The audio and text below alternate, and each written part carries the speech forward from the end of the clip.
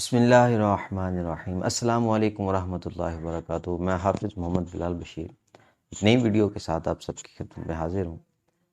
سامعین محترم، ہم ایک ترتیب کے ساتھ آپ کی خدمت میں کچھ پیغام پیش کر رہے تھے کہ اسلام امن کے بل بوتے پر پھیلا ہے۔ اس بات میں کوئی شک نہیں ہے کہ امن کا پیغام اور تلوار کے ساتھ حفاظت، یہ دونوں لازم و ملزوم چیزیں ہیں۔ جہاں پر امن کے ساتھ پیغام پھیلایا گیا وہاں پر تلوار کا استعمال بھی ہوا ہے، لیکن ہم اپنی اس سیریز کا آغاز اور اختتام اس طریقے سے کریں گے کہ ہم آپ کے سامنے یہ پیش کر سکیں کہ دین اسلام پھیلا تو امن کے بل بوتے پر ہے، لیکن جب بچانے کی باری آئی ہے، جب دین اسلام کی حفاظت کی باری آئی ہے، تو اللہ تبارک و تعالیٰ نے حضور نبی کریم علیہ الصلوۃ والسلام کے ساتھ ساتھ بہت سارے صحابہ کرام کو صف اول میں کھڑا کر کے دین اسلام کی حفاظت کرنے کا موقع فراہم کیا ہے۔ یہ دونوں لازم و ملزوم چیزیں، ہم اس کے منکر ہرگز نہیں ہیں۔ آج ہماری اس سیریز کی اختتامی ویڈیو ہوگی کہ جس سے ہم یہ ثابت کریں گے کہ دین اسلام امن کے بل بوتے پر پھیلا ہے۔ اس کے بعد ہم آپ کی خدمت میں پیش کریں گے اس مسلمانوں کے جہاد کے واقعات، جو کہ جس میں شامل ہوگا جنگ بدر، جنگ احد، جنگ احزاب اور اسی طرح حضور نبی کریم علیہ السلام کے تمام غزوات۔ تو آج ہم جو آخری پیغام آپ کی خدمت میں لے کے آئے ہیں وہ ہے حضرت عبداللہ بن سلام رضی اللہ تعالیٰ عنہ۔ سامعین محترم، حضرت عبداللہ بن سلام جو ہیں وہ حضرت یوسف علیہ السلام کے اولاد میں سے تھے، اور آپ یہودیوں کے اکابر علماء میں آپ کا شمار ہوتا تھا۔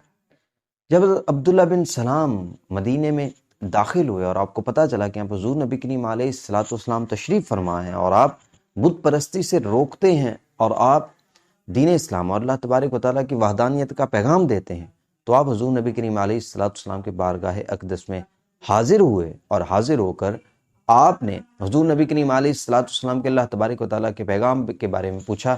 اور ایک مشہور واقعہ ہے کہ آپ نے ان سے 3 سوال کیے، اور آپ کو پتہ تھا کہ یہ 3 سوال کوئی نبی ہی ان کا جواب دے سکتے ہیں۔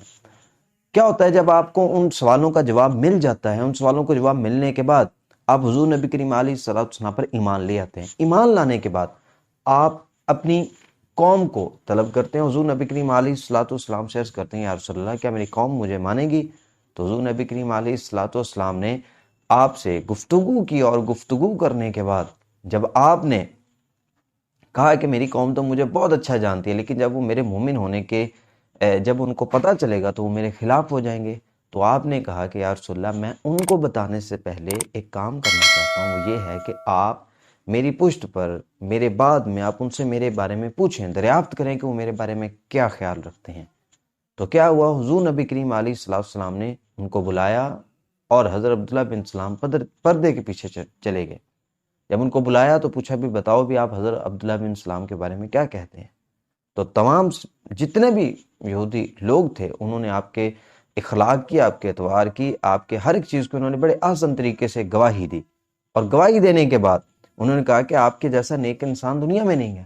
لیکن یہ تمام باتوں کے بعد حضور نبی کریم علیہ الصلوۃ والسلام آپ کو باہر نکالتے ہیں کہ آئیے عبداللہ بن سلام باہر تشریف لے آئیے۔ حضرت عبداللہ بن سلام جب پردے سے پیچھے سے باہر نکلتے ہیں تو آپ کلمہ طیبہ پڑھتے ہوئے جب آپ لوگوں کے سامنے آتے ہیں تو لوگ اپنے اسی وقت ہی اپنے تمام کلمات تبدیل کر لیتے ہیں۔